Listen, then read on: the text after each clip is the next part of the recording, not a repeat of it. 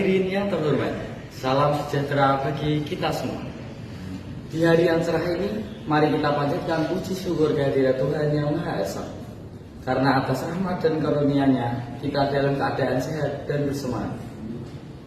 Saya bisa berdiri di sini menyampaikan pidato ini.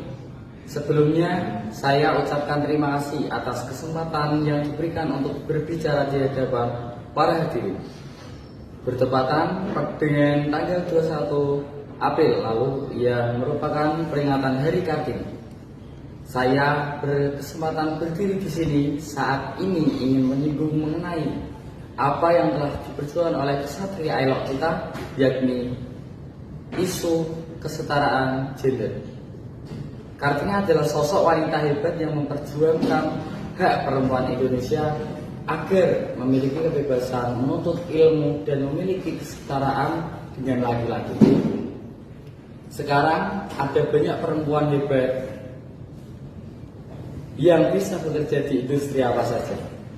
Bahkan banyak juga yang memegang posisi penting. Namun, isu kesetaraan gender masih terus menjadi perbincangan di mana-mana. Dan setiap orang memiliki penilaian yang berbeda-beda. Entah karena hal tersebut belum terlaksana sepenuhnya atau pemahaman kita yang masih kurang.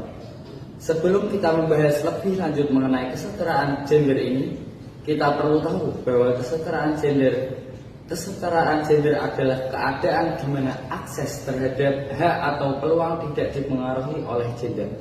Hal ini tidak hanya berlaku bagi perempuan saja, tapi juga berlaku pada laki-laki. Ini berarti bahwa baik perempuan maupun baik laki-laki memiliki hak, tanggung jawab, kesempatan yang sama dalam berbagai aspek kehidupan, termasuk dalam pendidikan, pekerjaan, kepemimpinan, dan pengambilan keputusan. Perlu digarisbawahi bahwa kesetaraan gender bukan tentang menyamaratakan, tapi menentukan sesuai posisinya. Mengapa tidak bisa dikatakan sebagai sama rata? Karena pada dasarnya laki-laki dan perempuan dibangun dengan kodrat yang berbeda, namun kita diciptakan dengan posisi yang seharusnya setara. Peran aktif dalam menghadapi tantangan kehidupan, semua mampu mempunyai apapun yang mereka inginkan. Semua memiliki hak untuk menunjukkan mampu mempunyai apapun yang mereka inginkan. Semua memiliki hak untuk menunjukkan kemampuannya dan memperbaiki dirinya untuk menjadi lebih baik.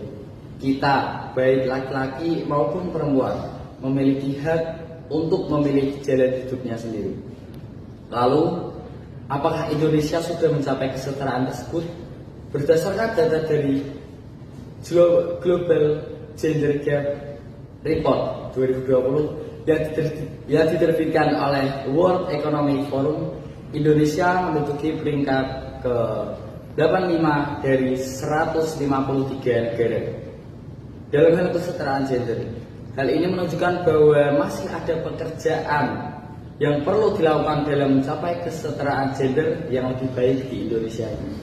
Kemudian, menurut data dari Badan Pusat Statistik atau BPS Indonesia, tingkat partisipasi tenaga kerja perempuan masih lebih rendah dibandingkan dengan laki-laki.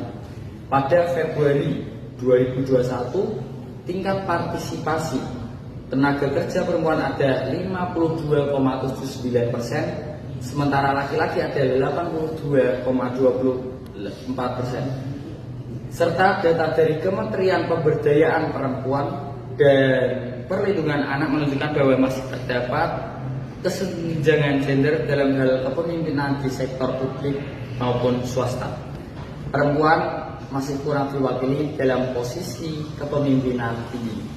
Meskipun tingkatannya masih belum seimbang, tapi data menunjukkan bahwa perjuangan R.A. Kartini akan kesetaraan tidak hanya omong kosong belaka. Ada kemajuan dalam perjuangan. Kesetaraan gender di Indonesia, isu ini masih menjadi perbincangan dalam belum sepenuhnya terlaksana.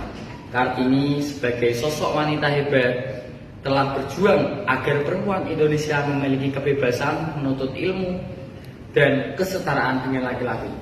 Saat ini banyak perempuan hebat yang bekerja di berbagai industri dan memegang posisi tinggi. Namun, data menunjukkan bahwa Indonesia masih berada di peringkat ke-85 dari 153 negara. Tingkat partisipasi tenaga kerja perempuan juga masih lebih rendah dibandingkan dengan laki-laki, dan perempuan masih kurang diwakili dalam posisi kepemimpinan tinggi, tadi sudah saya katakan, di sektor publik maupun swasta. Oleh karena itu, masih diperlukan upaya lebih lanjut untuk mencapai kesetaraan gender yang lebih baik di Indonesia ini.